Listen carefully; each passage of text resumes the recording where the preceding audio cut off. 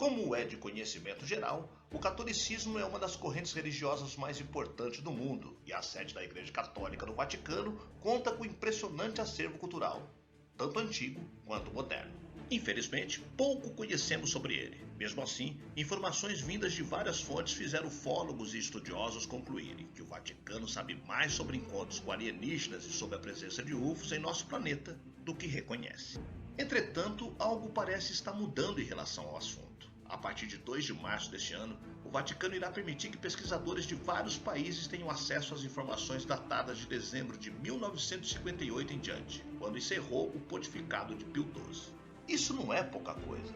O Vaticano é considerado um dos mais importantes centros de coleta histórica do mundo. Possui cerca de 150 mil documentos, 650 arquivos diferentes em uma extensão de 85 quilômetros lineares de prateleiras, dos quais se diz que permitiriam conhecer 8 séculos de história. Muitos ufólogos acreditam que podemos estar caminhando para a revelação da existência de vida alienígena inteligente no universo e talvez em nosso próprio mundo.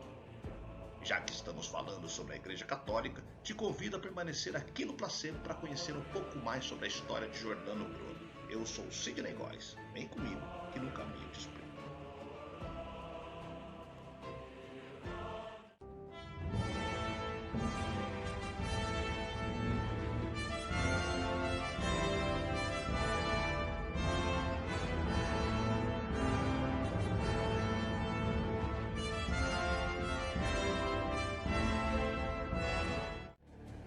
No dia 9 de fevereiro de 1600, foi emitida a sentença de morte pela Inquisição de Roma de Giordano Bruno após a conclusão do seu processo e a confirmação pelo Papa Clemente da sua heresia.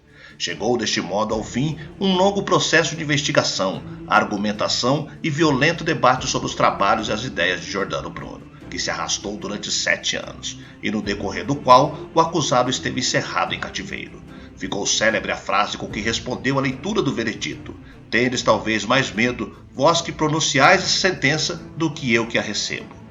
Aos 17 de fevereiro, foi levado para uma praça no centro de Roma e atado nu a um poste com a sua boca amordaçada, para evitar que proferisse palavras com a sua violência habitual.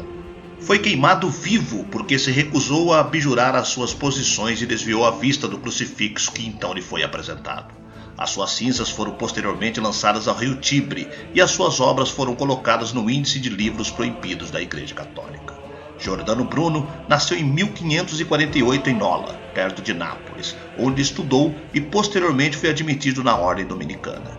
Viajou por Itália, Inglaterra, Alemanha e França, onde ensinou em várias universidades. Ao longo da sua vida, Giordano Bruno escreveu um extenso hall de obras de filosofia, poesia e matemática, onde expôs um conjunto elaborado de teorias sobre o universo, Deus e a humanidade, que foram consideradas heréticas pelos padrões do pensamento daquela época. Entre outras ideias, Giordano Bruno negava diversos dogmas da Igreja Católica, como a divindade de Jesus Cristo, a virgindade de Maria e a Santíssima Trindade. Era igualmente adepto da teoria heliocêntrica de Nicolau Copérnico, que defendia que a Terra girava em torno do Sol e não ao contrário. Esteve, portanto, envolvido em constantes debates e polêmicas que lhe valeram ameaças e perseguições. Era, sobretudo, um livre pensador, cuja rebeldia intelectual lhe valeu a excomunhão da Igreja Católica, depois da calvinista e finalmente da luterana, e em última análise, a prisão e a condenação à morte. Giordano Bruno foi remetido a um quase esquecimento após a sua execução, onde permaneceu durante os séculos seguintes. As suas ideias e obras foram redescobertas no século XIX e a sua figura passou a ser celebrada como um exemplo de liberdade de pensamento e de coragem, perante o obscurantismo e a opressão intelectual da sua época. Foi considerado como um precursor da ciência moderna, nomeadamente pelo caráter revolucionário das suas ideias sobre o universo infinito.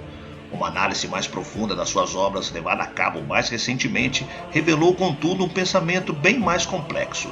Giordano Bruno era um bom ocultista e astrólogo e escreveu tratados de magia e alquimia, afastando-se, portanto, da imagem do herói do pensamento científico que adquiriu no século XIX.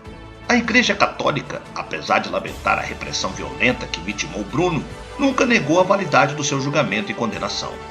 Giordano Bruno permanece, assim, como uma figura ímpar e controversa na história da filosofia e da ciência ocidental.